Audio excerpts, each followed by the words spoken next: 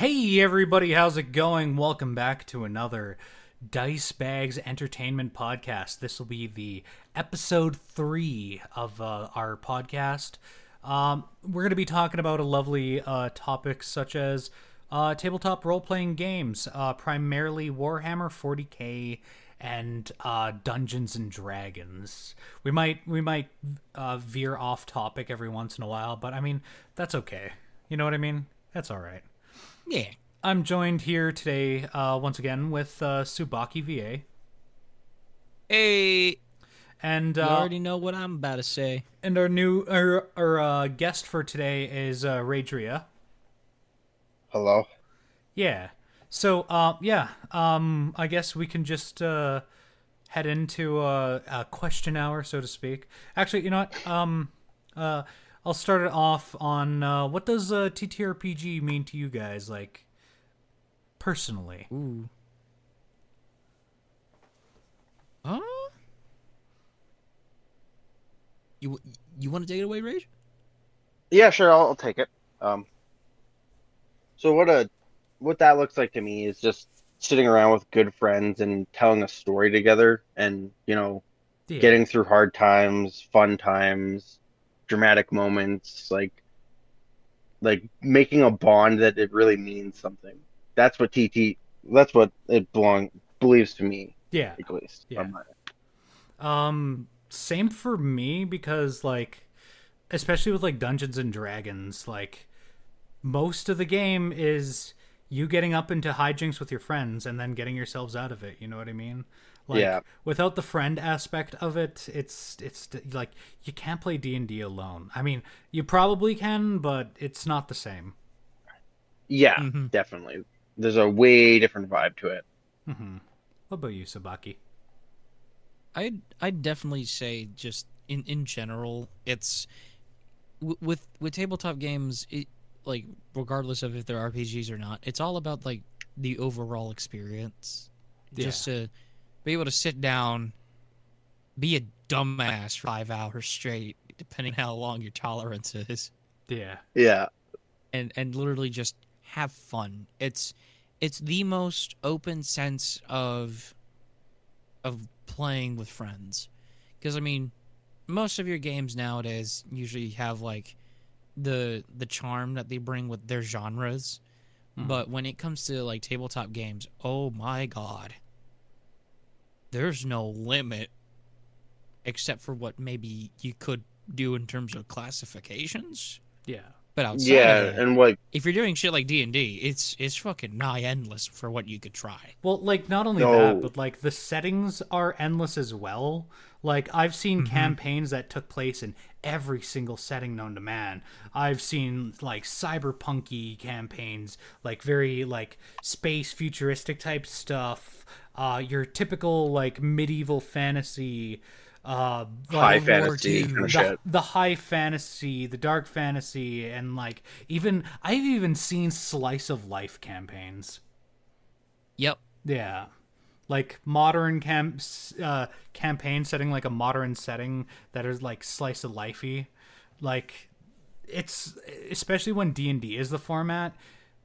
Yeah, you have your classes and stuff that kind of dictate what you are, but like you can change the flavor on a lot of things. You know what I mean?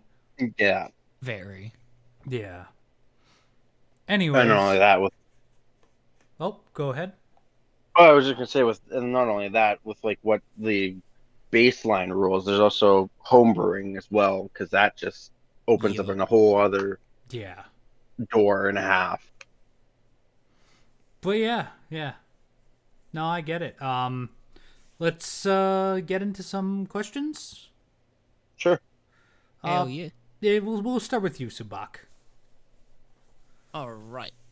Question number 1.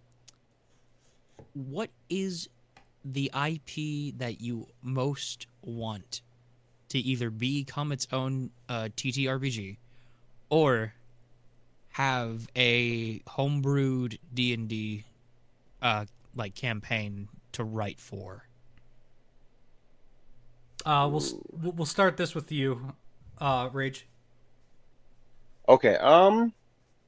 Actually, one I would not mind. It'd be more like a survival take of it as like a Doom one. Oh yeah.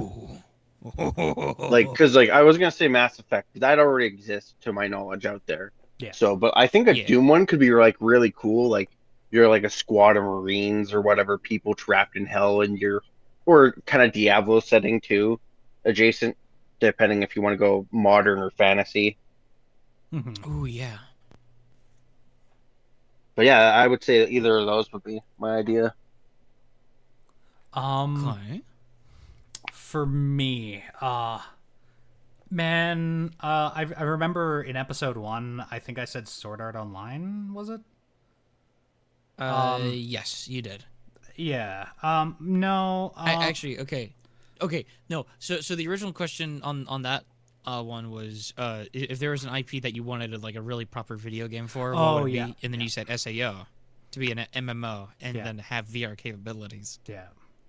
But for like making something into a TTRPG, or like a D&D setting, like an official Zelda 5e, like, Ooh, yeah, That'd be that would good, be kinda actually. nice. I think that would be like really awesome. Like, don't get me wrong, there probably which is one? people that have done that before, but like something more official, you know what I mean? Like a book you can actually buy.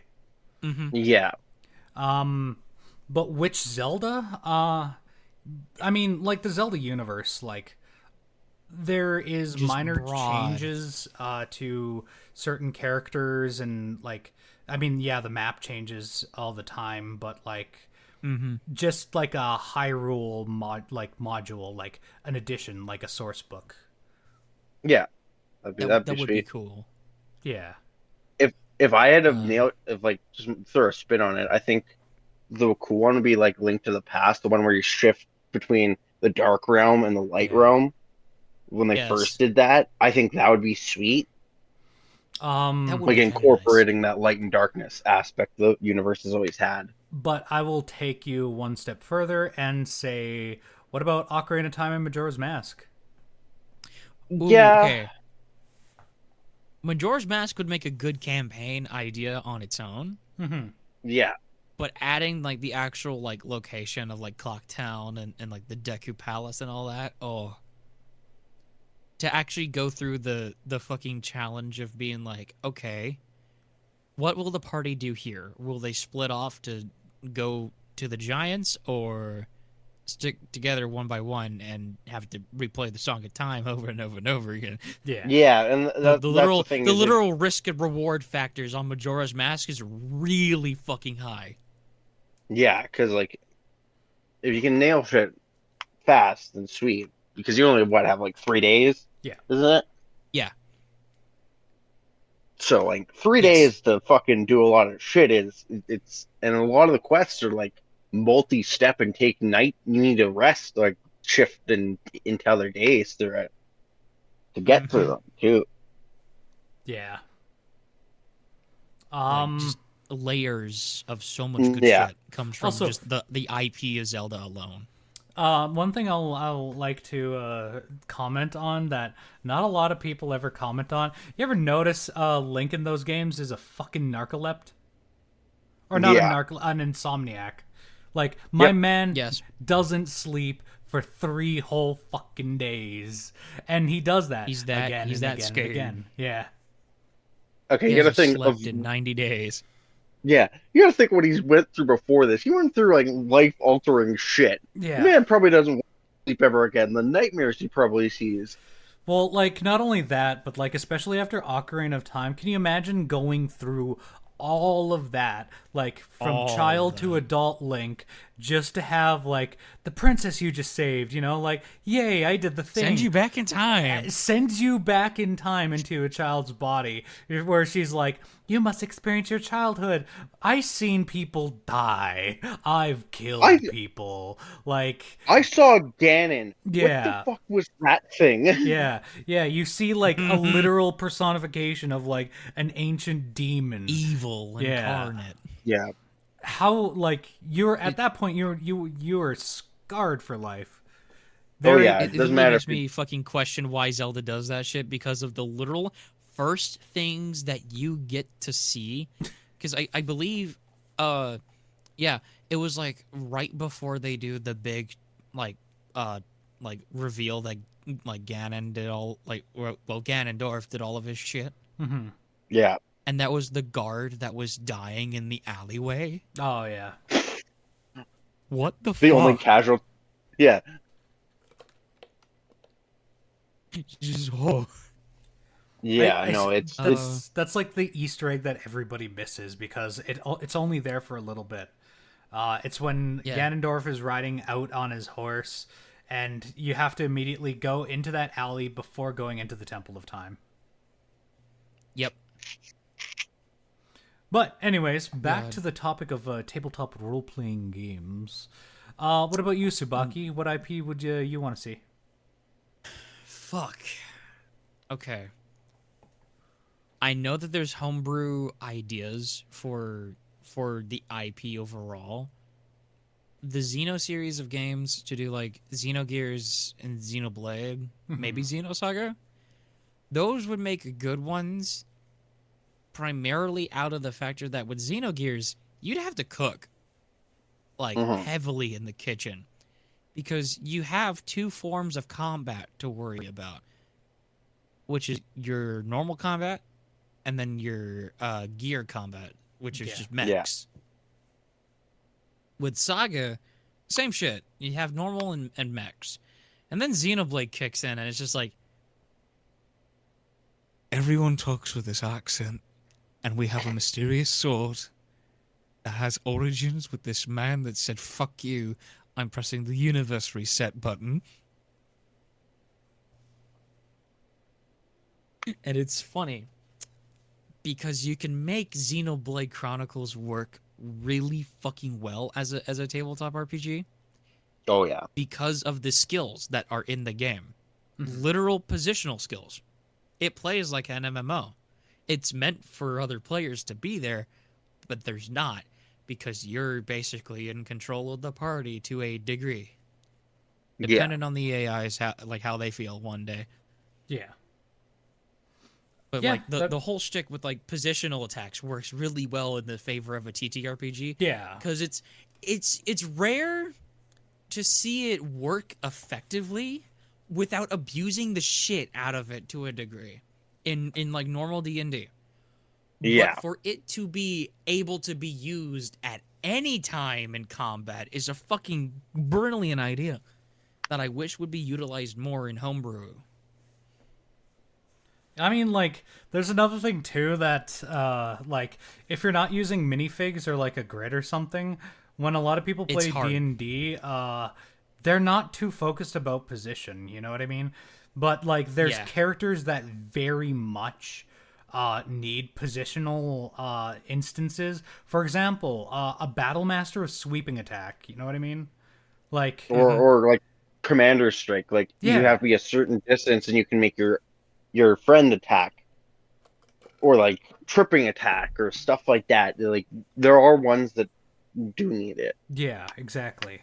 That's where theater of the mind isn't always good, but if you have a good enough DM, it can circumvent it Yeah. a bit. It works. That's like, Yeah. that's why, like, sometimes when we play without like battle mats or anything like that, I feel like I can't be utilized as good as I can be, because of the simple reason of like, I like to play battle master. And the reason why I haven't been playing battle masters lately is because without like that whole like battle mat or grid or Frame of something, reference. frame of reference, Yeah. a lot It's of hard to my get the sweeping attacks are pointless. A lot of my moves are just kind of nerfed in a way. yeah. And like, I understand. like you take the maneuvers away from a battle master, and it's basically just a fucking champion Without the bonus without crit. Yeah, without the crit. You know what I mean? Like it's not fun. No. Yeah. And like I know a lot of people are like, but fighters are basic. Why don't you play something else, dude? Like, yeah. At the same time, like What if I'd I rather just have my foundations. yeah, if you can't make fighter fun, that says more Yeah. about you. Yeah, Mm-hmm. because like another one that really needs positioning is Echo Knight, Yeah. because Echo that one Knight, needs to position. I wouldn't say Time Blade, no, not too much.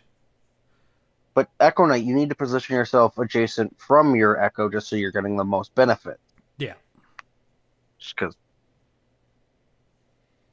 Helps but yeah, no, I definitely agree with you there Or at some points. or another thing too is another personal gripe. Rogues taken out of roguish scenarios are are very hit or miss.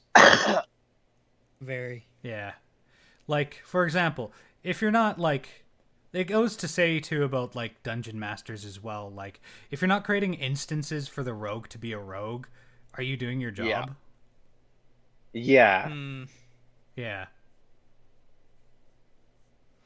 Because like sure, like you don't have to, but at the same time, all that's doing is making the rogue of the party not have fun when you're playing. You know what I mean? Like, yeah, I could still do like the damagey stuff, but like he's also supposed to be, lock picking, sneaking around, deceiving people, like you take the fun yep. away from a certain character and it's no longer fun. Well, that's why I've had so many ideas kind of sit on the back burner for so long because it's like, I don't even know if I want to do this necessarily. Yeah. Anyways, I totally got off topic there. Where were we? All right. We'll just Second question time. Yeah. When it comes to music, if you were a DM, Yeah. what is the go-to composer that you'd use? Oh, hold on. I need to utilize my YouTube real quick. Or not YouTube, just my Google to figure this out. Yeah. like Skyrim is just a really good soundtrack in general for it. Yeah. Like if I had to pick a soundtrack for D&D, it's a lot easier for me. Um, Yeah. For any me, game. oh Oh, sorry. Go ahead. no, you go ahead. I interrupted you there. Sorry. Oh, it's so good. Uh, there's a lot of games that do work in that sense because they're just like Crisis 2's soundtrack is really like foreboding and combat heavy, which I love for it, and I would like throw that in. And there's a lot games have like music that can flow into different areas, I think. Yeah. Ooh, yeah. In my case, I like to make sure that certain areas have a general theme, and if they don't all, like, if the songs in that playlist don't all have something in common or mesh well, it's a bit jarring. You know what I mean? But Very. if I were to pick one composer to like center an entire campaign around, like their music, uh, as much as I do love Skyrim, I typically don't go for those like Nordic kind of vibes Yep. that Skyrim has. And like Skyrim also has this like frontier kind of sound, you know what I mean? Hmm. One so the mine is kind of like a combo deal. Sometime you get one, you usually get the other, or like, you know what I mean? So the two are Yuka Kitamura and Matoi Sakuraba. Yes. Yeah, they're the Yeah. they're the composers of Dark Souls, I believe Elden Ring, and I think Bloodborne. Yeah. Yes. Yeah. So you can make a lot with that because they also do I believe they also do the ambient tracks when you're playing any of those games. And between all three of those games, you have a big library, including Very. the godly boss music. Oh yeah. Like Yeah. God. If I were a DM, automatically, any type of battle track, I give that to fucking Motoi Sakuraba. Mm-hmm. Yeah. Because, okay, I know that tabletop games are supposed to be slower, Yeah. but when I get an action case, I want it to be pumping and jamming. Yeah. No, I gotcha. So I dead ass grab Baten Kaitos music, as well as anything I can, like, just like the Tales of series, fucking Baten Kaitos. Oh yeah, but Shit. What else? I Just most things done by that man. For battle tracks, it's fucking insane. Man makes a yeah. normal battle encounter theme sound like a boss theme. It has 2 solos. Mm-hmm. But in terms of like ambiance tracks, I would give that to Yasunori Mitsuda. Yeah. Man's a good one for making good themes for like worlds. I would like 'Cause, to I mean, throw in another He composer did Chrono there. Cross. Like, this isn't for ambience or for boss battles, but like when you really want like this epic moment, you know what I mean? Like, you know, The build-up something scenes. you know something's gonna fucking happen and you need to hype them up. A good artist to use that for is Hiroyuki Sawano. Yes. Yeah. Yep. Yeah. And actually, he does Guaranteed. that. And I to lend credit to this anime, it's just taking my heart. Solo Leveling's entire soundtrack has ambience, has combat, has boss music. It is such a, and it even has like peaceful moment ones too. Yeah. Like it fits so perfectly, it's not even funny. And most of the Gundam's like high energy tracks come through, and I think those can add very well to campaigns as well. Ooh, Yeah. Just in general, like wherever you can find like good music, always like look down the OST. Mm-hmm. If you can find some tracks that work, like, okay, if you need world building tracks or you just need something that helps you out a little bit, that's just relatively, I'd say, not bombastic, but like has like the strings like really work their magic by making you feel shit. Oh boy, I recommend most of the works done by the composer Evan Call. He did the music for Freerun, but Oh my- also the anime Violet Evergarden. Oh, yeah. So if you need strings and piano, look at that man's fucking like career. I don't Yeah. care what other shit. Look at that entire man's encyclopedia of music that he's composed for both of those anime, and you have phenomenal tracks to use however you can. Like one of my favorite tracks by him has to be Zoltrak or the Freerun fucking Zoltrak. It is such a good. It's like the default very battle good. music, and it's insanely good. Yeah.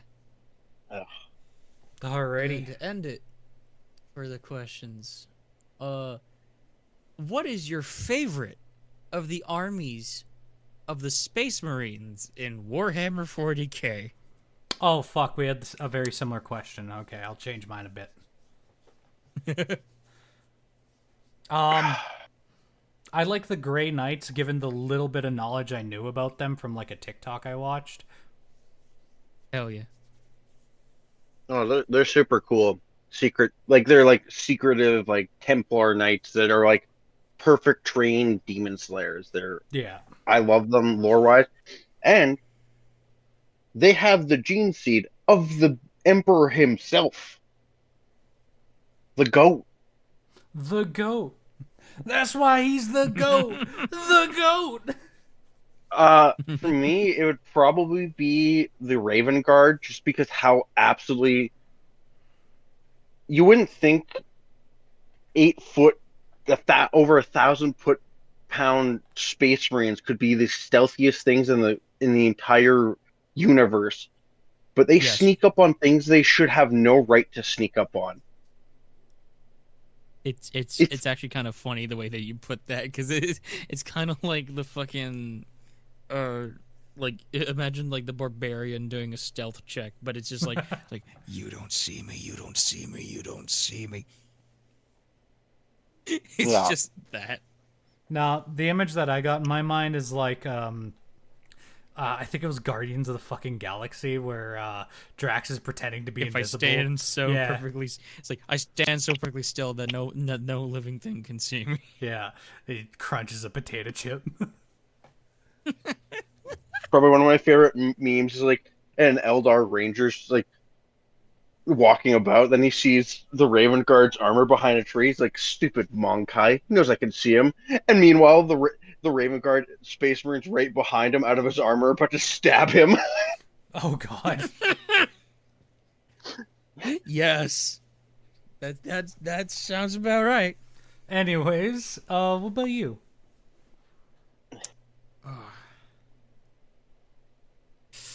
Shit. I'm gonna give it to a. I know that technically this is like the group that they're in. I kind of give it to Deathwing. Oh, the Death Watch? Yes. Listen. Yeah. Holy shit. Oh. The things that they did to the Tyranid was fucking awesome. Mm-hmm. And hilarious. Yeah. Because of the multiplayer game aspects that you get to do with actually just playing the video game that's based around what the fuck they did to the Tyranids. By the way, preface, this podcast is not sponsored by Space Marines 2, although I wish it was. GW. GW, please sponsor me. Yeah. Please, my not my email, but my links will be in the description below if you want to contact me about a sponsorship, please. This goes out to, what was the company again? Games Workshop. Games Workshop. Games Workshop. This also goes out to the hold on, Larian.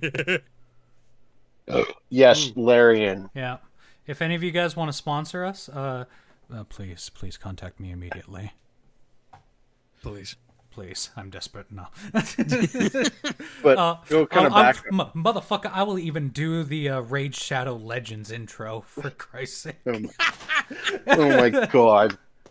I did it once, I'll do it again. Again, yep. Yeah. Except for it's actually something you'll like. Yeah. No. But to kind of just go back on what he said for the Death Watch, they're probably one of the more interesting Space Marine legions because they're a legion made out of every legion. Like, they send veterans to them, and then those veterans learn how to and have like exclusive gear to Death Watch. Honestly, Death Watch is my favorite because it's just a amalgamation of all of them. It has all their strengths, has all their weaknesses, but yeah. Damn, do they make good squats? Yeah. But yeah. All right. What's the next question? Alrighty. I think this is where we segue over to TwitchShadowVO. Hello, ladies and gentlemen. I'm your host for the rest of this podcast.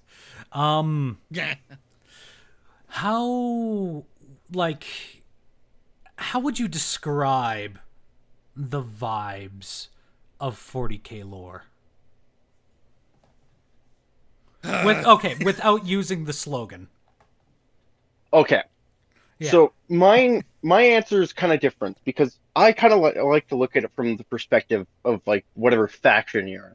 Yeah. So most say the guardsmen, it's horrible and horrifying. You're lucky if you make it to next day. Yeah. And if you do make it to next day, most likely you're eating your friend Greg because that's how food works now for them. Mm-hmm. The tower facing just utter horrifying circumstances, realizing, holy shit, we are young. But for other factions like the orcs, it's the time of their fucking lives. They love it. Every day they're like, who are we fighting today? Mm-hmm. Like, that's how I would describe the vibes. It really depends on where you're looking from. Mhm. Yes. Do you mostly agree, Subaki, with that, or do you have a different take? I do agree with it to a very high degree. Okay. The only thing that I would add on about the orcs, though, they act like your most average New Zealander. It's fucking insane. Fuck. Yeah. I kid you not. Hand one orc a pipe, and if they believe it is a gun, it will fire bullets. Yeah. Yeah. It's bullshit. There's a lot but of it's anecdotal stories like that where it's like, group of orcs came together and started just chanting, "I'm a tank, I'm a tank, I'm a tank," and they turned into one. Yeah. Yes. Though to kind of go just on the lore tangent of it, it's a little more nuanced than that. Is like, yes, if they believe, but it's kind of like a fucking 30, like it's like a 50-50 if it's actually going to work. Ah, yeah. Like that's how all their like weapons and gear. It's literally just scraps of metal put together, and then their will is binding it because they have this weird space voodoo magic that no one understands. Mhm. Mm-hmm. Their ancestors, when they were first made, have way more control of it. And Quarks were fucking terrifying. They're like twice the size of orcs and way more intelligent and way more deadly. Oh no. But they Now you de-evolved dumb throughout the down. 10,000 years. Yeah. Mm-hmm. Now they're the stupid, and also they're fungus people. There's not a bone in an orc's body. Oh? They're complete. Yes, orcs are mushroom people. Huh. Never would have expected that. nothing. Yep, no one does. Nothing but blood bags. Yep, they're literally just great. they're toads. They're mushroom dance. Mushroom dance. That's them in a nutshell. Okay. So going into the next question then, because I'm new about the whole 40K stuff. So from the outside looking in, it's just dark, you know what I mean? Like it is gritty. Yeah. It is like a mix of like this industrial futuristic like bad time. Mm-hmm. But that's from the outside looking in, you know what I mean? Yeah. Yeah. I actually like from being in, it's not all that off base either though. Yeah. There are moments where certain factions are taking light of it, like they're like chaos. They revel in this crap. Orcs, they're just they don't even know what hatred is. Like they're fighting for the good fight. That's really what they're doing. But there are other factions where they've gone into this like grinding system and just churning corpses out daily just to keep whatever they have left together. So in the case of the Imperium, like you're not off base by that perspective, and so yeah. Going into the next question. Oh wait, go ahead, Sabaki, before we segue. Like, like despite me not like being like fully in, and by fully in I mean I have not bought a single mini for 40K, but I have sure shit seen how one's able to manifest basically an entire chapter worth of Space Marines out on a singular campaign. Yep. Primarily just out of it being like, while there is grit, there is at least enough to like look into lore wise to really appreciate it, because like there's moments where there's like I'd say like bastions of fucking hope that come into the light, and then if not that, it's the little things, it's the little minute details that really work into your brain that make you have a good time with it. Yeah. Because there's like these short stories, like little, and by short stories I mean fully written fucking novels about these small moments with one of them being like how a single guardsman talked to a custodes, which from what I remember, the custodes are higher ranking space marines. They're basically the predecessors of Space Marines, but they're like the perfect Yes. product by the Emperor. Yep. Space Marines are kind of just like a blunt tool, where the Custodes are a surgical fucking implement. Yep. That's kind of how to So explain the it was differences. just this lone guardsman that like brought a custodes off to the side and it's just like, listen, man, my soldiers are here and we've been fighting for 11 days. Either you get us to fuck off this shithole, or we're all going to die within 17 hours. And they fought with the consideration to get most of the guardsmen home at least. So I'm like, it's the little things that matter in this universe that Yeah. make it really hit home on some notes. Because some of it feels familiar for like other reasons, but you know, it's genuinely like look into what's there. You might love it, you might hate it. Mm-hmm. Yeah. It depends on how deep the rabbit hole you go for the details. Yeah. Okay. That's my input. I think that's a very good way to look at it. Especially like given all their materials, like there's a lot of nuance to everything other than just describing it as dark and gritty.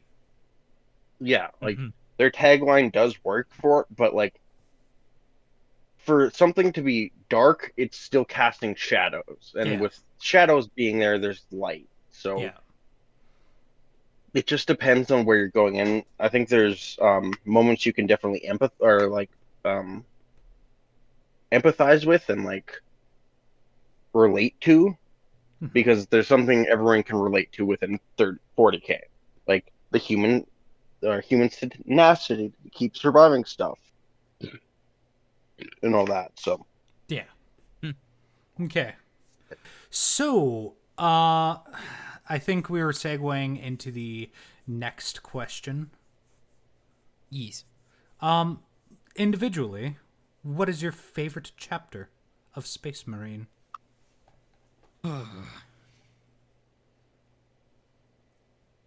Actually, fuck no. We did that one. That's the one I have to change. yeah, What is your favorite faction? Like out of all of them, Oh. like enemies included. yeah. I'll go first on this one if it's okay. Yeah. Yeah.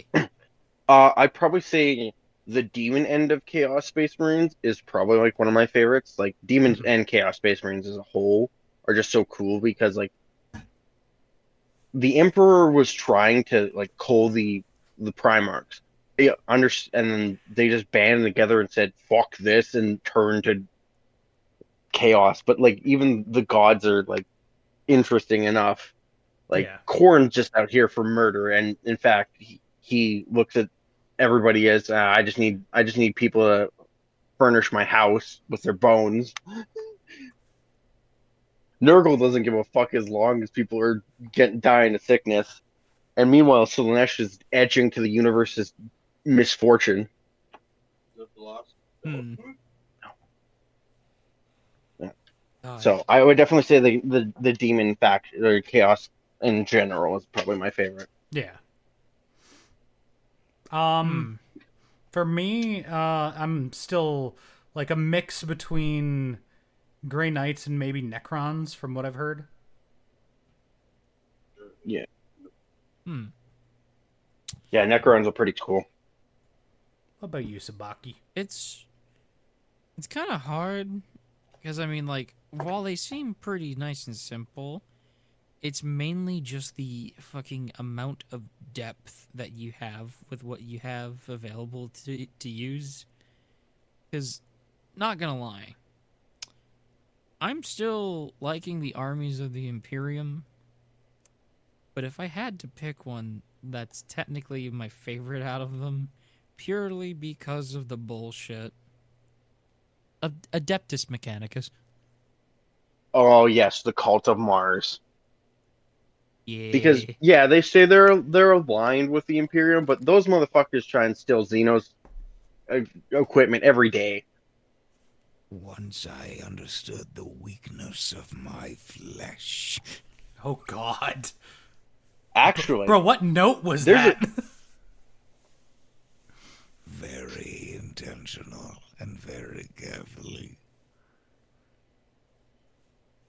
if you wanted Man. that translate, just a little side tangent. If you wanted that translated that to a Space Marine chapter, one that believes behind the Omnissiah is probably would be the Iron Hands, because they're all in about fuck the flesh. We're gonna replace that with cybernetics.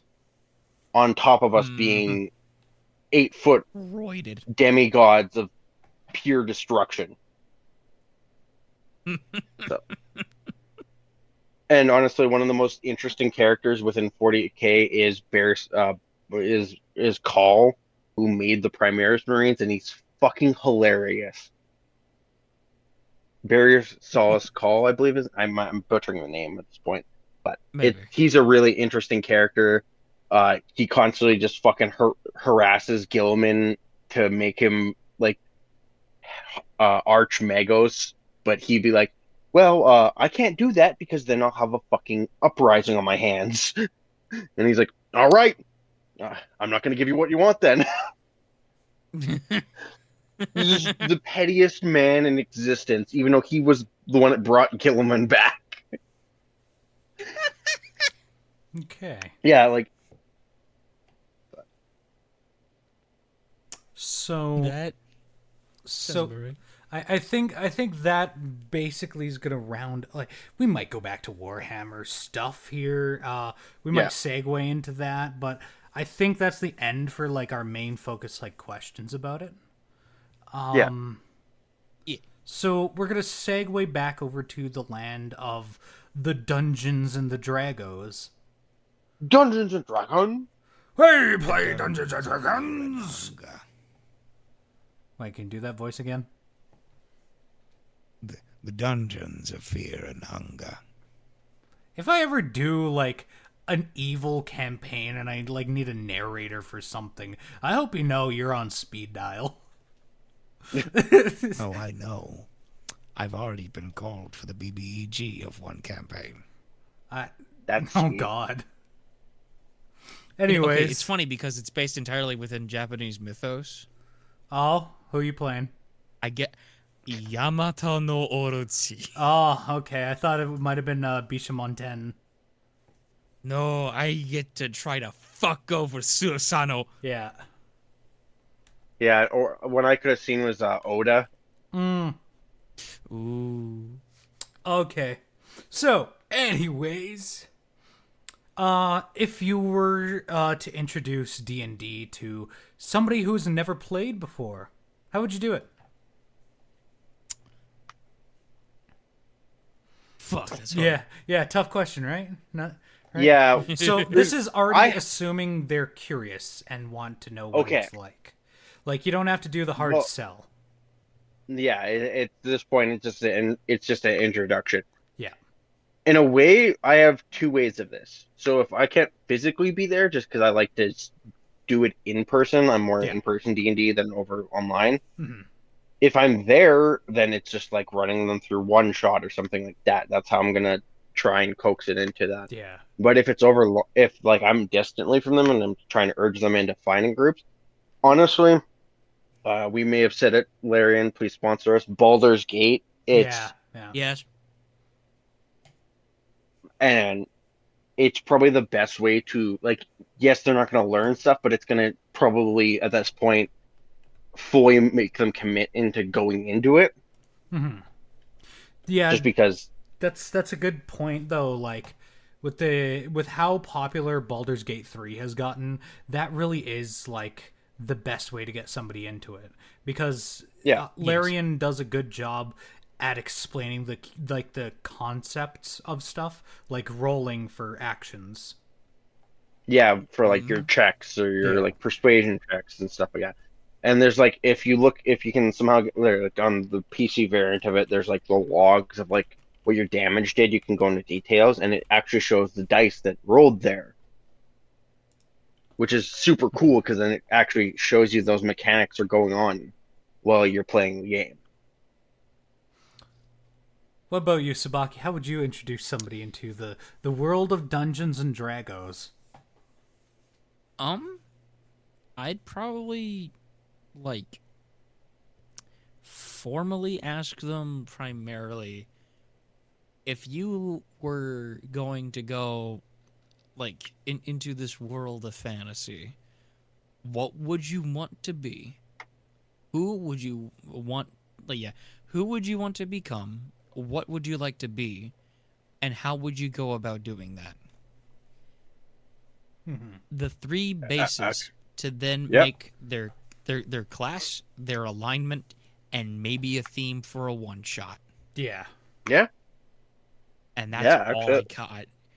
Like, because it formulates such a basis that it's at least able to be understood. Yeah. And they're able to answer it with enough fidelity for you to work with it to a degree. The only technical downside is that it's not in depth enough to be like, okay, do you want them to fight a phoenix? Or do you want them to fight the literal manifestation of an army of elvish people that will murder you in 0.2 seconds by tearing out your nervous system? Yeah. Take your pick. Actually, no, I do like that answer. Because it kind of gets them in the idea of thinking about like what when they're making characters and what those characters want to achieve and all that. It's a good mindset to get them in early. Yeah. Because if they're not into that end, it's harder later for that because like if they're already into like the game aspects, they may just get lost in the whole, oh, I just want to do meta and do lots of damage and fight things. But it's always good to start with the character building aspects. Once you start making your first ever character, regardless of if it's for a campaign or a one shot, you feel proud about it. Like you feel genuine ideas of just warmth that comes from it, because you don't not only get to make like something that you feel prideful about, but you also really get to enjoy making that. Because sure, the rolling for stats you kind of have to go through anyway, but there's so many good sources to do that as fast as possible. At least in the online sense. Yeah, I'm on the more the game end. You can always do like the point buy system, like or the standard array, which there's if you feel lucky, go with the dice end. But if you want to kind of start from a decent base, the standard point array is not bad. Yep. The way that I would get somebody who's never played D&D into D&D is kind of like a multi-step thing, right? So step What's one. your pyramid scheme? Here's the pyramid scheme. I'll tell you. All right, we start at the foundation. Step one would be, the fucking Joe Cat videos, A Crap Guide to D&D. Oh yes. Oh yeah, that is the perfect way. At least for me, anyways. Like you've raised some interesting points though about like Baldur's Gate 3. Like that's a nice little entry point there. Like they even I think they make a small little intro module now that you could buy, I think, on like Amazon and whatnot, of like I think it's like Adventure in Sword Coast or something like that. It's like it's baby's first campaign, but it is a good introduction to concepts like that. But as an intro, the Joe Cat stuff, because it's funny, and not only is it humorous, it also is teaching you those building blocks of how to play in a way, and it also even goes over the classes as well, right? So you have an understanding of the classes and how things are working, all in this funny format that, you know, it'll be a little bit easier to remember instead of somebody just like teaching you it like a school lesson. Yeah. Yeah. Secondarily, like step number 2 in this process is to like sit down with them and, you know, like do the back and forth, like, oh, so what you think of it? You got any questions about it? And then the last step is kind of like a twofold thing. Help the person build a character based on what they want. Like, you know, everybody, when they think of a fantasy game or something like that, they have a idea of what they want to be. Like, so they might be thinking, oh, hey, maybe I'll be a rogue, right? Maybe I'll be a rogue with a bow, but like after you talk to them and, you know, ask them about like, well, why do you want to be this? Maybe it turns out playing a ranger would be better instead. You know what I mean? Like maybe Yeah. maybe that idea that they're going for might actually fit with a different class, or, you know, stuff like that. And then the last one is to just play the game. Like you won't understand things until you start, you know, dipping your toe into that water. Yeah. Like, Very. yeah, you're gonna mess up. Everybody's gonna at some point. But that's how you learn. Yeah, and to the novices out there, D&D Beyond is a great way to start because it guides you step by step through character creation and gives you all the prompts that you need. You're like, okay, sure, you're gonna get your fucking friends that are like, "Whoa, you're using D&D Beyond? Why didn't you write it down?" Yeah, no, ain't that right? Ain't that right, Rage? Ain't that right, Rage? Yeah, ain't that right, man? God. By the way, I play IRL D&D with Ragerea, so when I that's made funny that joke, shit. that is in clear reference to him. But yeah, no, your friends might roast you for the D&D Beyond, but like if you're a novice, it's the best way, and the reason for that is because it gives you all of your stats, it gives you breakdowns of your features, your traits. It guides you step by step through the process of creating everything. It even gives you the starting equipment already off the bat. And Yeah, like, which is nice. and even like if you're going through experience points or what is it called? Milestone leveling up, D&D Beyond, you could change your character to accommodate for that. Yeah, it's really beginner friendly, and I believe in it and what it is, but you know, the downside is people are, if you have no data and a storm rolls through your town or whatever, you're kind of fucked. But then again, if you already aren't in the Discord call, yeah. But no, if you're just sitting around with your friends, it's a good thing. It's a good thing to have. Every once in a while your phone might want to fucking update it and it'll take like 2 hours because trust me, I've been there. Yes, but with all shortcutting versions of it, there are going to be downsides to it. Because even like in the going the paper aspect, well, you got to flip through 9 fucking books sometimes. Yeah, you have to flip through multiple pages in the player's handbook, sometimes even something like Xanathar's or Tasha's Guide to Everything. And you know, like building a character and you're writing with paper is a lot more difficult than just doing the D&D Beyond thing. Yeah, like after you got it down, it's like riding a horse, but yeah. like riding the horse the first time ain't fun. Yeah, no, you're completely right on that. So yeah, second question, and this one is less of like a shout out to the newbies out there, but more about us three. What was your first D&D? Actually, you know what? If you're listening to this and you're already at this part, join in on this in the comments. You know what I mean? Like, join in on this, because like I do love reading the comments, and if you know, getting more opinions out there is always great. What was your first D&D character? If you can remember, or at least the furthest one you can remember. Been a minute. Okay. I got mine. So my first character, this is right after I moved back. First time I got into 5th edition after the complete nightmare that is 4th edition. But he was a paladin, Oath of Vengeance, dragonborn named Thardak. And then my DM let me have wings, and and it was sweet. And that's my fan. Like that was what got me into D&D originally, was the whole paladin dragonborn, because that was kind of unique to them. But yeah, that was my first character. Do you remember yours, Tsubaki? Okay. Would you like to know the one I first ever made for a one-shot, or the first ever one I made for a campaign? We'll go with the first ever you've ever made, whether that be the campaign one or the one-shot one.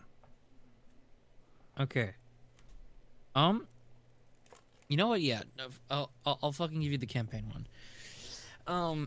So there was this time when a friend of mine wanted to do a campaign based around a very beloved IP, because there were a whole bunch of homebrew ideas for the class, but it was going to be Kingdom Hearts. I chose the route of approach that actually made fucking sense to me, because there were not a lot of characters that were, I would say, adults. Yeah. At least in terms of the protagonist slot. Usually they're antagonistic and or pseudo protags, but not fully in the protag slot. Yeah. So I wanted to take that more adult character approach that actually checked out, made sense. And I made this guy a war vet from his original home world. Okay. And he was just randomly popped into fucking Destiny Islands. Oh. But the original idea of it was basically going to be how which Keyblade would they awaken to? Would it be a original concept, or would you just take one that's already from the existing games? I was like, I could never design a Keyblade at all. So I was just like, fuck it, I'll take Lionheart, which is for Squall. Yeah. Yeah. Okay, I fucking hate that they do that. They call him Leon in Kingdom Hearts. Yeah. It's just Squall. It's fucking Squall. But then again, Lionheart is his last name.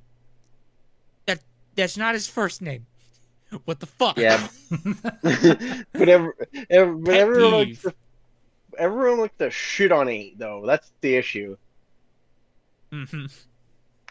But I mainly just looked into how the stat transference would work, because we had to rearrange how the stats worked. Yeah. Because how Lionheart worked, it was a +2 to your attack stat with a +2 to your magic stat. I was like, how the fuck do I convert this? And so I was just like, okay, I kind of know. Would you be add a +1 or a +2 to the strength, either be it the mod or the base stat? Yeah. And then I believe is either the intelligence or the wisdom by 1. Oh, okay. Yeah.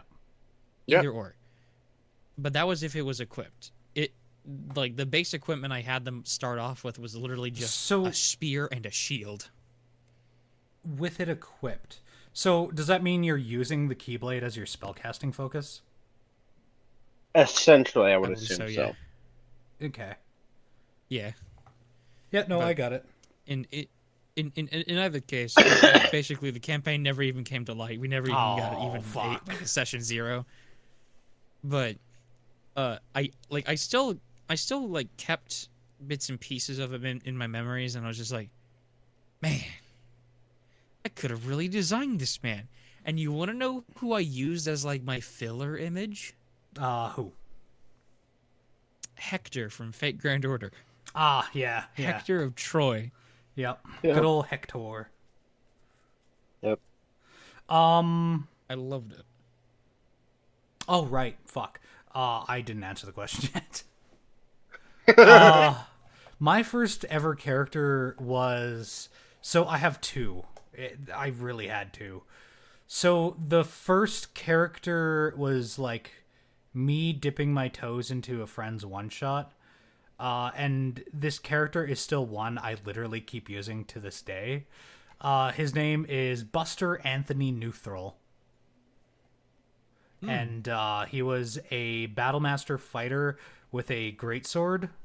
And the way that he is described oftenly is this, like, you know, this, like, big, broad-shouldered, charming guy in his 30s, you know? He's, like, because, like, one of his higher stats was also, like, charisma, just for, like, role-playing and stuff like that. Like, he was, I don't think he was good at, like, anything like deception, but he was pretty goated at things like persuasion. But the joke behind it is his name, when you break it down, turns into Bustinut. Shut the fuck. Yeah, Buster Anthony Neutral. Yeah. Neutral. Yeah, no. Yeah. My DM at that time looked at that fucking name and he was like, "Are you fucking kidding me, Shadow?" I'm like, "What? What?" He's like, "Bustinut, really? Really?" Yeah. I believe that was like a D&D game I was playing with like a few other voice actors, and it was fucking hilarious. The only other D&D character like that could vie for that position is one I had before, named Death Parade. He was a Viking man that was mute with I think he was... I'm trying to think. He was either a champion or like a barbarian. But Okay. But yeah, he wielded he had, I think, duelist, and he was wielding 2 axes. Mm. At some point he gained higher intelligence, so he was finally able to say his name like a fucking Pokemon, and that's all he could say. So he would just go, like, there'd be like, okay, so picture this: the evil guards, right, are having like a nice little campfire, and then they hear rustling from behind them. They turn around and they see this like man with just like belt buckles fucking everywhere, like no rhyme or reason to it, you know what I mean? His fucking long beard is just wrapped in this like hempen twine, and he just jumps out of nowhere. Death Parade! Oh my god. Yeah. And then his party following soon after, like, I can't believe we took this fucking idiot. See, all that comes to mind with that is either the Psycho from Borderlands 2, or when you say Death Parade, I just think meat toboggan. Meat toboggan. You remembered. No, but yeah, no, that was either of those can vie for that position, but Buster was really the first like actual ready to go character.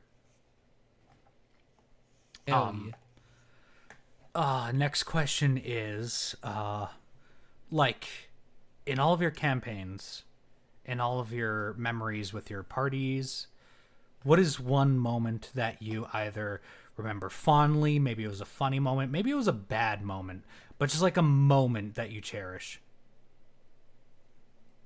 Ooh. God, this is a rabbit hole one for me, Shadow. God damn it. There's so many. Is it Cold Dead in a Ditch? No, No? actually, okay, this one, okay, I don't know why this one goes to, like, that's a funny memory for me, or him trying to go another way and almost die from hypothermia.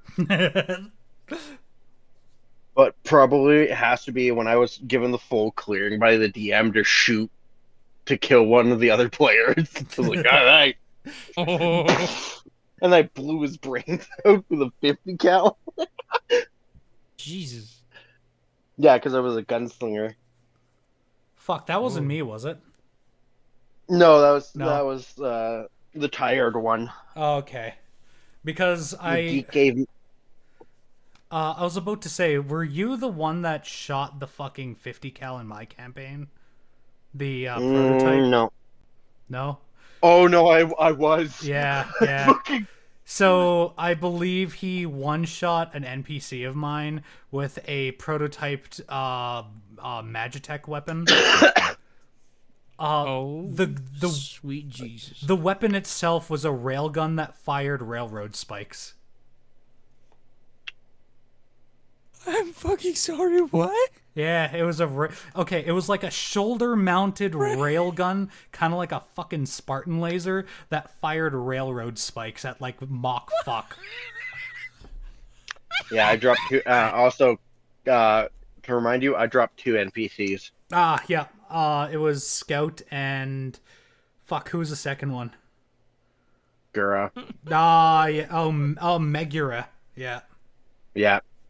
yeah. Yeah, I dropped two NPCs and then fucked up, and then the party was just left there with the bodies, wondering what the fuck just happened. So Scout was a artificer that had a pickup truck, and the railroad spike went, I believe, completely through her and right into the engine, causing the vehicle to flip. Mm-hmm. Yeah. And then he took out Yeah, the the- other. It was the one shot where they were the bad guys. Yeah. Because I critical the fault in the gun is it just dumped the whole mag at Yeah. once.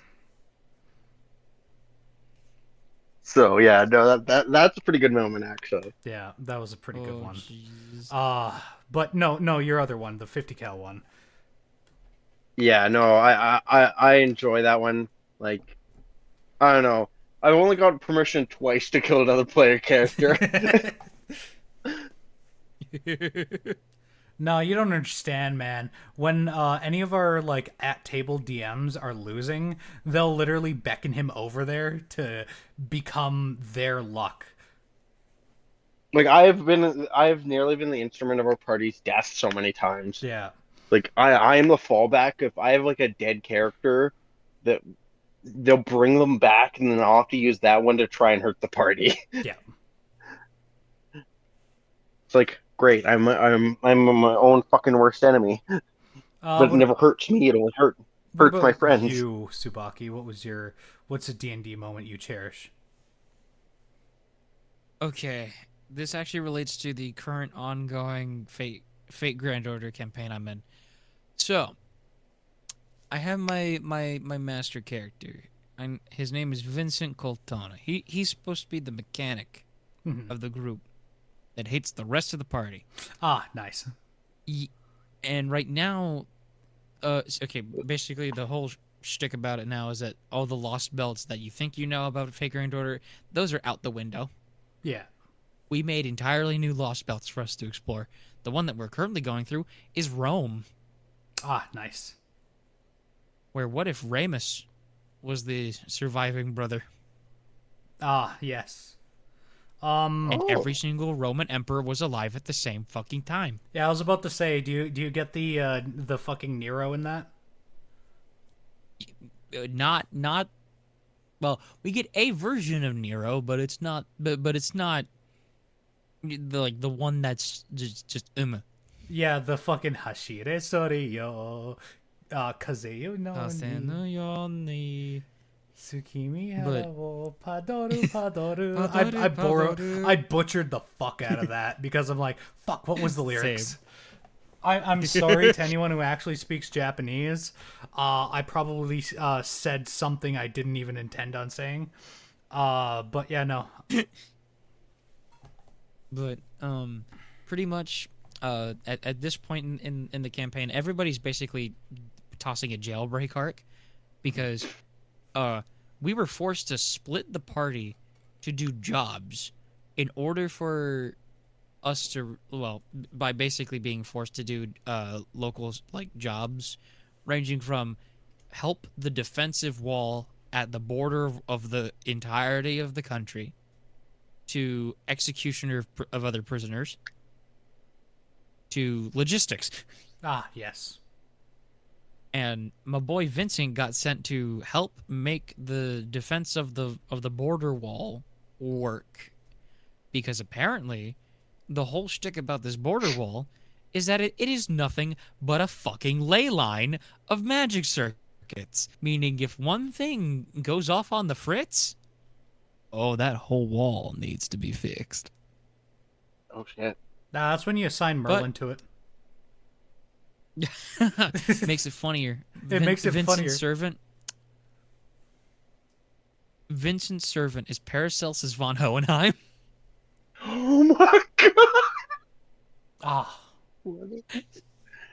And so we have the mechanic that's working on the shadow border by trying to repair the shadow borders' magic circuits created by by Hohenheim and Da Vinci and Holmes. It's that wall running my on hopes God. and dreams. Yeah, basically. Yes. Yeah. Especially what Song Yi did to it that made it go on the fritz. Executioner, do you have Hassan taking that duty? No. No? We have this 12-foot giant man named Bobov. Fucking what? Yes, you heard me. We have this 12-foot giant of a man named Bobov. That is our executioner. Is that the Huh. master or the servant? That's the master. Who's the servant? From what I remember. Oh shit! Actually, who the fuck was their servant? Fuck. Please tell me it's like I someone don't teeny remember. tiny. I think it is someone teeny tiny. But No. It's fucking Mordred, and Mordred could probably bench press them. yeah.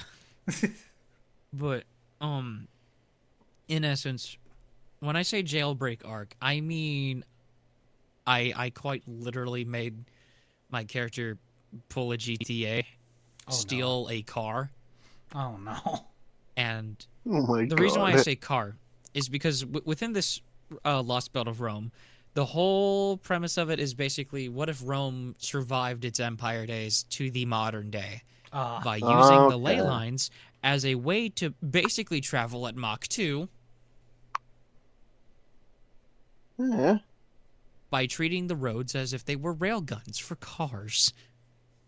God. All roads lead to Rome. Uh-huh. All these And squares this make a is the circle. funny part. Yeah. All these squares make a circle. Okay. But the fucking gist of it,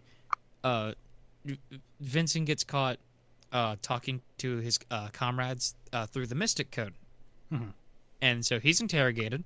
He gets scarred by being punched really fucking hard due to a brass knuckle from the interrogator. Oh. And then here comes Paracelsus for the save by burning the interrogator alive. And then we rush to the top of the wall. We proceed to jump off the top of the wall, which is about 150 feet from the ground.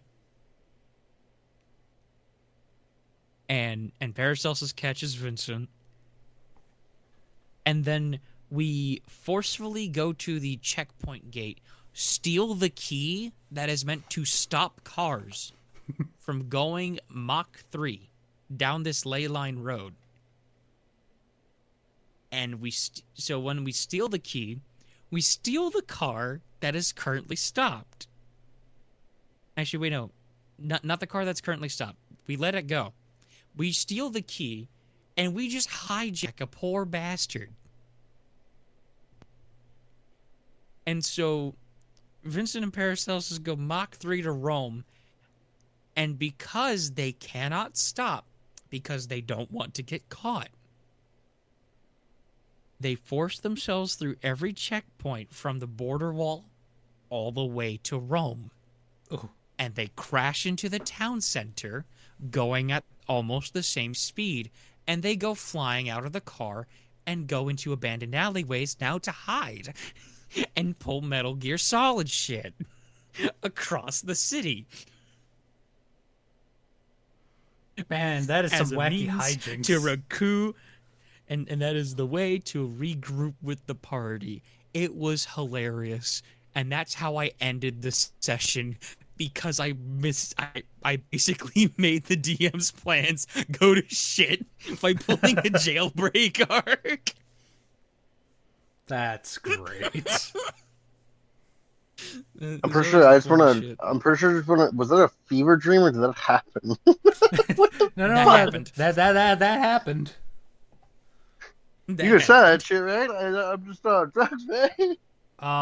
What the? One Wow. of my favorite D&D moments was when I was in the DM seat, and my party scaled this giant tower which teleported them up into space. And then they stole the magical relic holding the platform in orbit, and it crashed into the fucking Earth. Oh. Yeah. Yeah, It changed the entire map. like some fucking Fortnite event. It crashed into the Earth and changed the entire geography. And this is why you don't let people party check obelisks. Yeah. Oh. The plot of that was the main antagonist was escaping, and they followed him from one campaign into that one, and then he basically was doing the fucking like Scooby-Doo run up this fucking this tower. And the tower had a portal at the top where it teleported them into space. And then the guy, he just kept fucking booking it. He seen like a pyramid at the center of this like platform floating in space, and he followed it to the top, and there was this like fucking orb there, and he was like, yeah, I'm gonna take the orb. And then the party was like, no, no, you're not. So he did take the orb. They had like a nice little fight, and then it turns out that orb was keeping the entire thing. It was like a gravitational crystal, and it was holding that entire thing in orbit so that it didn't go crashing down. Without it there, it started to fall, and I believe they had a almost kind of like a Make-A-Wish thing with another demonic entity who basically runs a supernatural Walmart.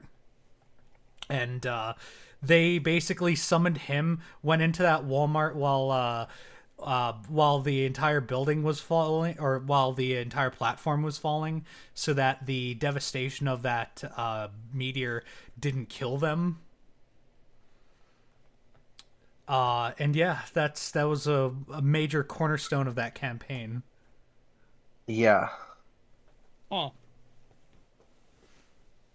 I would still like And to this is preference that villain that they were fighting is still around.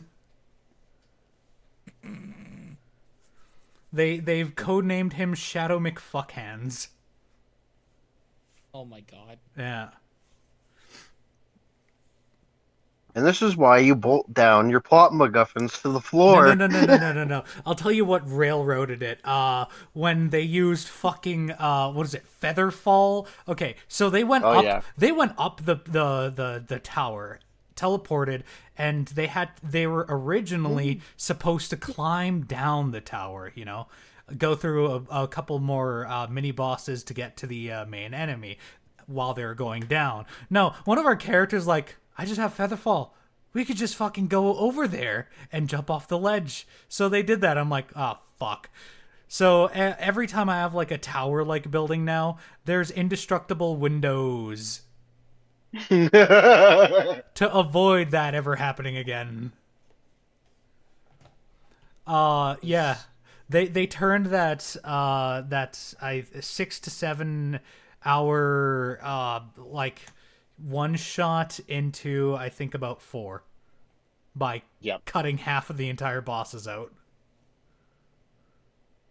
Hell yeah. It goes to show that sometimes when you run a campaign, you always have to be, you always have to expect the unexpected. No, you always have to expect stupid answers. Yeah, pretty much. Because it's gonna be out of left field shit. Like, well, that guy's over there. Well, let's jump off that waterfall and survive. What? Oh, Why would we do that? so I already know this answer, so I'm gonna have to ask Subaki this. This isn't in the questions, by the way. This is my curiosity. Has any of your parties ever adopted a kobold before? A kobold? Yeah.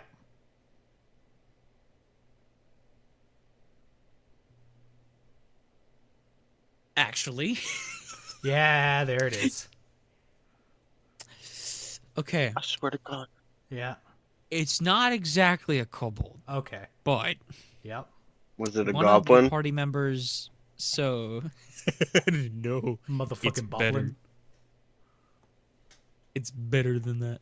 So, it was before I had even joined the campaign Mhm. for that FGO campaign. They were in France. And it was during, I believe, a more heavily war-torn version of the French Revolution. I kid you the fuck not. One of them is a necromancer. Okay. And they bring up this man from the dead. And they give him the name, I believe, yeah. They bring back this one guy from the dead. He's nothing but a skeleton. And despite the horrified looks of every person in this encampment, they decide to give him the name Bones Malone. Bones Oh my Malone! Oh my God. And he would terrorize the psyche of the French. As they now just see a fucking former ally's skeleton being treated like a marionette. Oh god, that's probably fucking horrifying. Very. Wait, French Revolution. Because wait, was that a fate thing? No, the one that they covered for France was the 100 Years' War with Jean d'Arc. Ah, yeah.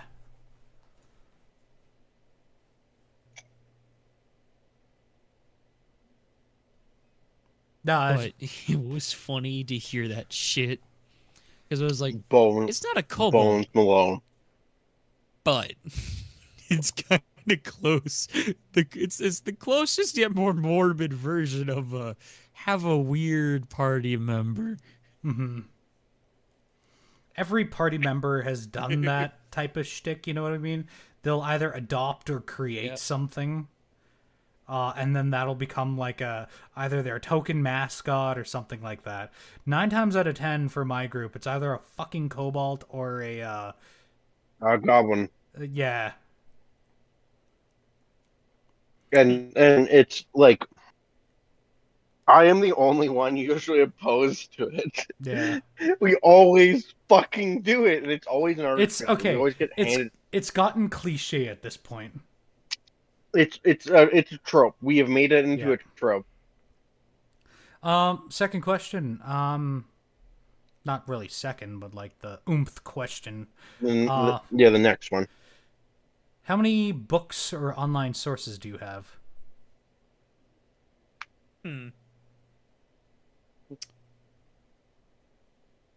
So I have 4 actual books, and then online sources. We're talking about like D&D. Official, Beyond, like, official, but okay. Things like Cobalt Press counts. But like it has to be some form of official source. Yeah, so I just have the 4 main the players, Tashes, Xanathors, and Monsters in the Multiverse. That's all I got. Yeah. What about you, Sabak? I only have one official book. Oh. and that is Rise from the Eberron War, Ooh, where I believe they introduced the Warforged. Warforged, yeah. and Artificers. Yeah, Man, Yeah, sweet. that's my only official book that I own. But in terms of stuff that I've downloaded for basically just having a homebrew book on hand, was actually for a modified version of D&D 5e, meant for you to play a Fate D&D as a Holy Grail war. Shit. is it called Masters of Fate, by the way? Because I think I have that too. I don't think so. Hang on. Let me see here. No, the one that I have is Fate Lost Continuum. I'm gonna have to ask you to send me that at some point. Anyways, I can got do that right now. okay. I got. Oh fuck! Hold on. 1, 2, 3. 18 books. Jesus Oh Christ. shit! Yeah. I forgot how many books you had. That's like okay. I have like every single source book, a lot of like Yeah. campaign specific stuff. I have the trio for the Spelljammers. Yeah. 2 books for I think it's like Raiders of something something. It's like a Nordic setting. Oh, yeah. Yeah, because they do that one is officially licensed. And my new recent addition has been the Vecna's Eve of Ruin. Ooh. Yeah, Which is essentially D&D Endgame. yeah. Okay. Oh, now that we got that question out of the way, what D&D campaign out of the pre-made modules would you want to run most? Ooh. For me, what I've always wanted to run was Out of the Abyss, just because like goes heavily with the demon end of D&D. Or like working with Dragon Queen, I think would be another cool one. Yeah. Oh no. I think my connection's taken a little bit of a nosedive there. EA Sports. It's in the game. Yeah, it's a bit. Holy shit! Yeah, the connection's being spotty. Oh no! Discord servers. Why? Okay. 476 megs. Everybody hang up and we'll try again in a second, alright?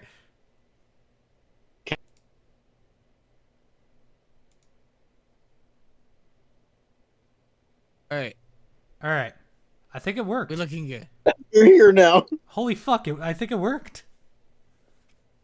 Yeah! Yeah. Alright. So, you said, which ones did you say again, Rage? Yeah, I'm here. Yep. It's not connecting my headset. That's the weird part of this. Ah, gotcha. Hmm. I mean, you still sound fine either way. A lot better than, like, a few seconds ago. Oh, Oh, sweet. Yep. There we go. I got it back. That's it. okay. So, yeah. Well, Okay. which modules would you run? Yeah. So probably Out of the Abyss or Rising of the Dragon Queen, just because both those yeah. settings are really cool to me. Either the demons pouring forth from the Abyss or Tiamat rising up. Yeah. What about you, Sabaki?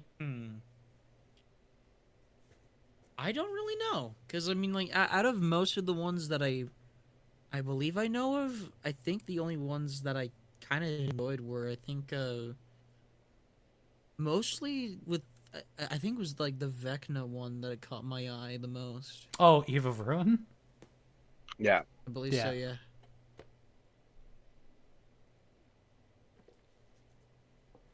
What about you, Shadow? So I got like a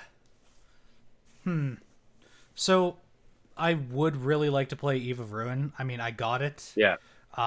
And I've always wanted to run like a module because so far Yeah. all I've run was homebrew content.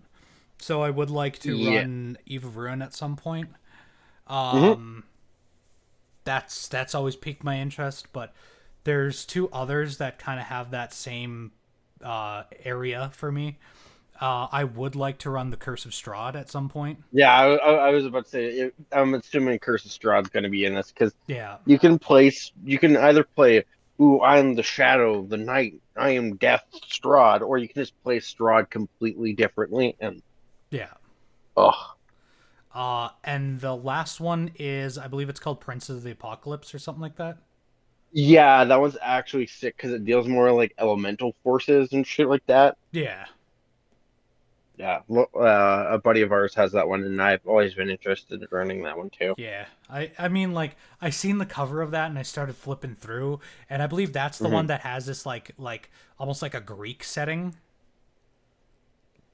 I don't I don't remember it having, because it's within the Sword Coast. Oh, wait, no, hold on. I think I might be thinking of, like, something of Theos or something like that. Hold on. Oh, Theros. Yeah. That's one of the Magic books that got ported over, like the Magic the Gathering Yeah. books. Which, running a campaign within Theros is pretty cool as well. Again, it's basically like Greece turned to fucking 1000% worse in some areas. But yeah, those are the modules I'd like to run. I find them all very interesting. Mm-hmm. Yeah, those Finally, deck of many things and fates. Good or bad tool to include in a campaign?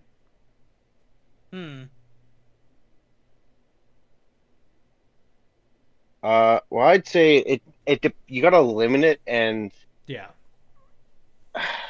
like the Fates one, that one's like, or like you don't want to let them like draw endlessly, but you also have to like let them live with the consequences of it. So like, Yeah. hey, you get fooled, now your character's dumb as fucking bricks. Well, you gotta fucking live with it. Yeah. But I think you put it out there, but you don't necessarily broadcast it's out there. So if they find it, there you go. But Mm-hmm. and maybe like limit what cards are in the deck or in the Fates. Yeah. I definitely say, because it's something, because like that item itself can derail a campaign. Yeah, that's like I've heard from a lot of people. I mean, I'm not even sure I've ran the deck yet, but I know a lot of people. That's the campaign derailer 9000. Yeah, Very. if you want to derail a campaign, run the fucking deck at all full cards and have no pull limit from it. Yeah. Now you can get extremely lucky, and like everybody gets like you get the level 1 or like magic item 1, or they could get extremely bad and like get like void, and their soul gets trapped in a crystal that's down the plane of madness. Yeah. So like any tool, it's good in positions. It's just you need to know where to put it and how to use it. Yeah. Yeah. Another thing. Bags of holding overused? Question mark. I wouldn't say so, because otherwise then you got to bring up like the logistical end of like how much weight can you carry. Yeah. So if you want to run those kind of systems, like it's for those people that like running like survival mode on like fucking Fallout and shit like that. Mhm. People that like want heavily like I want to survive and go through it kind of crap, or people that just don't want to care about their inventories and want to play the fucking game. Yeah. Yeah. So So yeah, that's a good way to put it. What about you, Sabaki? You like the bags of holding? Honestly, I have yet to experience a bag of holding. Really?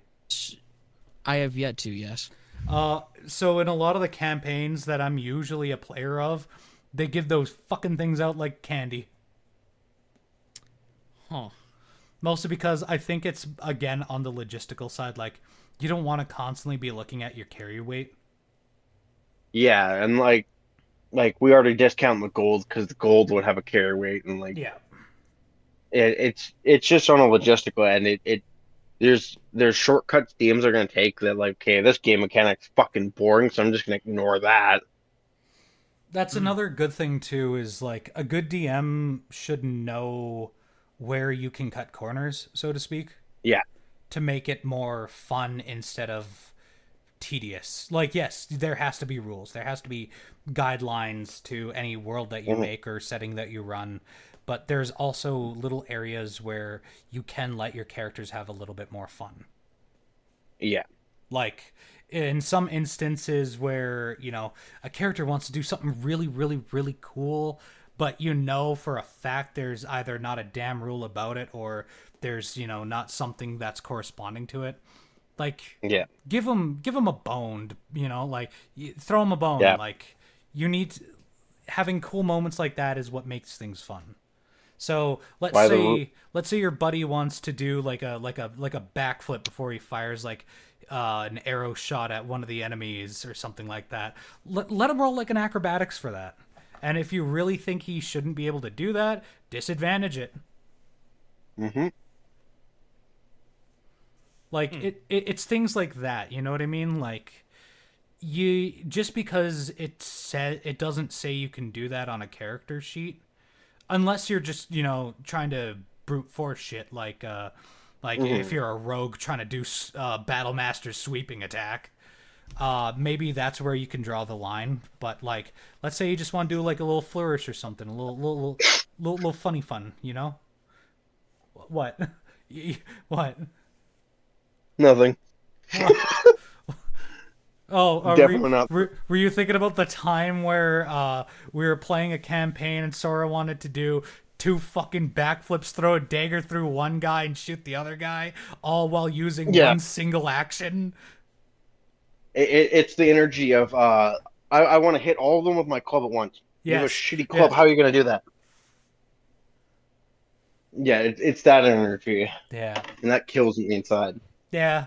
There's definitely an overboard limit to that. So you kind of have to play within this like little line of like what's fun and then what's game breaking. Yeah, Yeah. But that's I think that's it for those questions.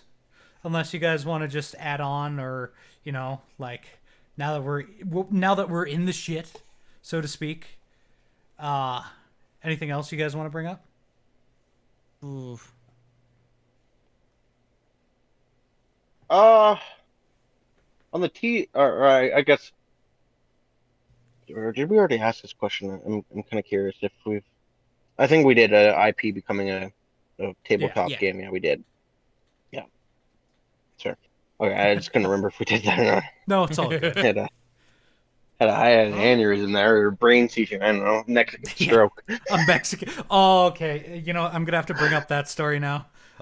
So Okay. one time while we were at D&D, I vaguely started smelling. You know how they say like you're smelling something burnt, you're having a stroke or something like that. Yeah, I smell burnt toast having a stroke. Yeah. So randomly at like keep in mind we were in like wildfire season though. So I wasn't in fact dying. I was just kind of sitting at the table and I'm like, what's that smell? It smells like, what smells like burning tortillas? And then I can't remember if it was you, Rage, or Boom, that just slowly turned over and was like, Shadow, I think you're having a Mexican stroke. Well, that was me. Yeah. Because what happened? Because what happened? I was literally making myself coffee. He says that I turned to him. You having a Mexican stroke? Yeah. Yeah. It's the comedic timing about that was great. Yeah. What smells like burning tortillas? Are you having a Mexican stroke? What, you need a churro next? Yeah. Some shit? Oh man. Rebuy. Anyways, that was a great time. Yeah. Anyways, I think we got good there.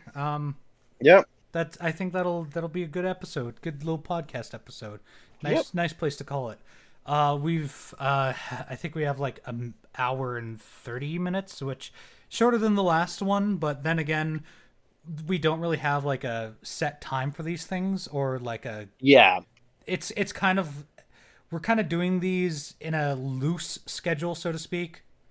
But also, yeah, go ahead. What I was going to say is like, yeah, I think you kind of have to, because like if you have like a tight like schedule you're doing these, because like then it's going to constrain you more and like burn you out on them. Yeah. The more I have to worry about a schedule, the less I have time to work on our abridging stuff. Exactly. So like wherever we can throw these in, Yeah. that's kind of where you're going to want them, is like.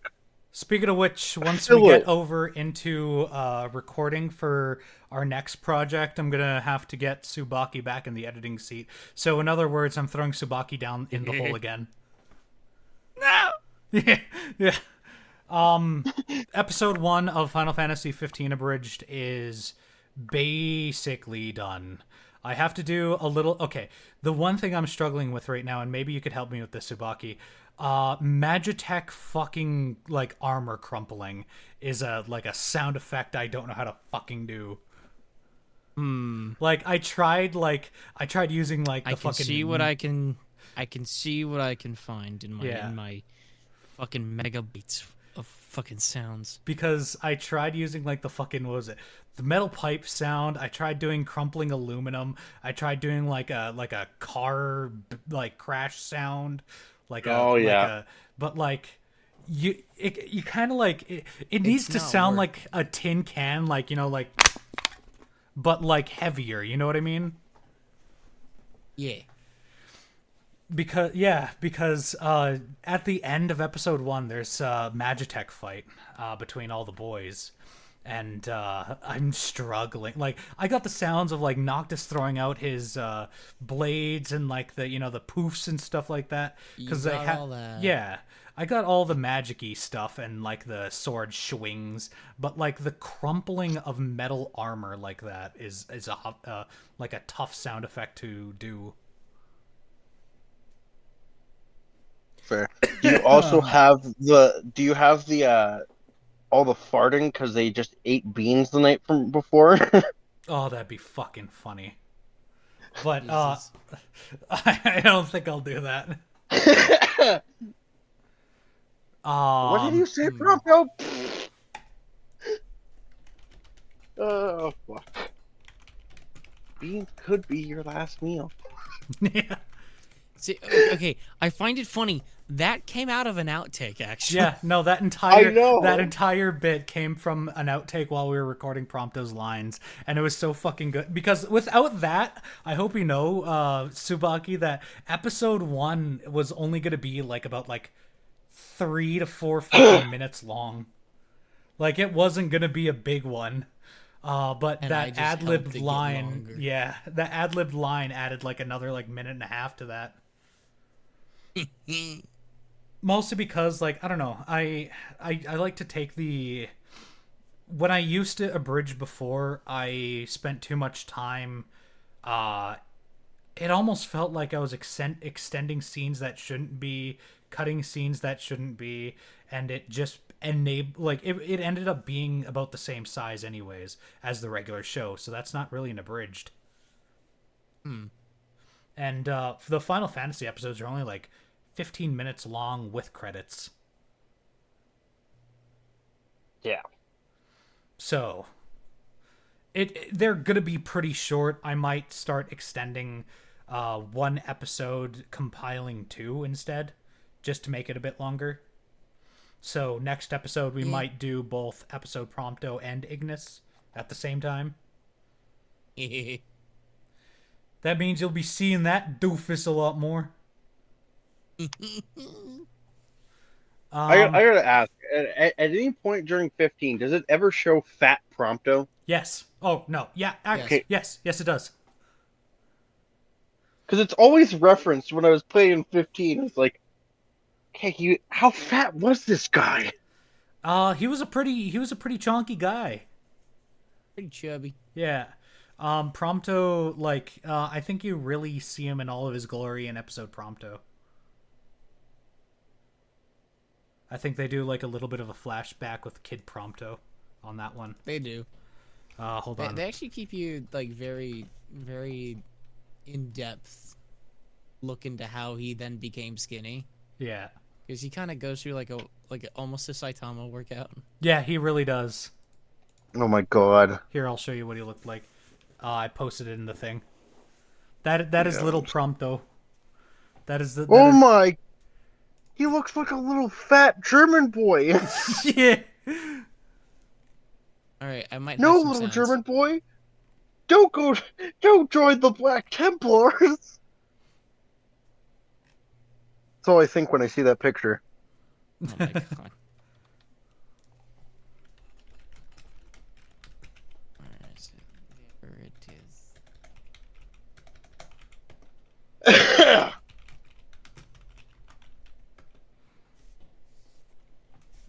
Both of these. So, do you have a voice in mind for Kid Prompto? Because you know what your Prompto, like your normal Prompto voice sounds like. So, Yeah. yeah. I swear, I almost hate myself for being able to just like be like, you know, your Prompto voice, right? It's just like, yeah. I mean, I kind of just do it. It's like your normal voice, but you shonen it a bit. You know what I mean? No, Like you there's not anime, enough belt loop on this. you animeify your normal voice, and that's how you get Prompto. All right, hopefully. All right, I sent you 4 sounds that you can try. Okay. Bitchin'. But yeah, that episode will be done once Caden can learn how to sound design properly. And we already have our little bit of recasting done for one of the others that we couldn't get the lines from. And then we are also redoing the Fate Apocrypha one. We're just waiting on lines for that again. And I have to go back into my Shorzy voice because I noticed in episode 1 I forgot to say Balmung when Mordred does her Noble Phantasm. Mm-hmm. So I have to do that. Stop laughing. Fucking Shorzy. Fucking Siegfried. Yeah. Ugh. But yeah, no, when those get done, we have another little project we're going to be doing. Hopefully we could get that done before year's end. But based on where we're at right now, we'd kind of it's going to be kind of a time crunch. Very. Yeah. I mean, the trailer's not trailer, but the intro is already out for it, so it's the Boruto project. Yeah. Mm-hmm. Oh, by the way, I think I sent you the intro for the Fate Apocrypha one. That'll be the intro we're using for future episodes instead of Zero to Hero. You did. Yeah. But yeah, we got new stuff coming out. Gaming content every week. I think typically Mondays is when those comes out. We'll try and get a podcast out hopefully every week or so. I try and aim for like Thursdays or Fridays for release dates on those, but based on when we're recording this today, we might be looking at a Saturday release. The audience will probably know. But yeah, we got a lot of stuff coming out. So if you've made it this far, subscribe, like. If you have a favorite abridged episode, send it to your friends. Like that's how we're gonna grow this channel. We're gonna grow it by building. The exposure helps. The exposure helps, and we're gonna grow this by making a community, not by getting it overnight. You know what I mean? Yeah. So yeah, leave a comment on what you'd like us to talk about next time on the podcast. Hopefully, it'll be either the next podcast or the podcast after, or if it's really out of pocket, we might have to veto it. Mm-hmm. But yeah, no, stay tuned, and we will definitely have more stuff in the future. I've been Shadow. This has been Tsubaki and Ragerea. See you next time. Mm-hmm.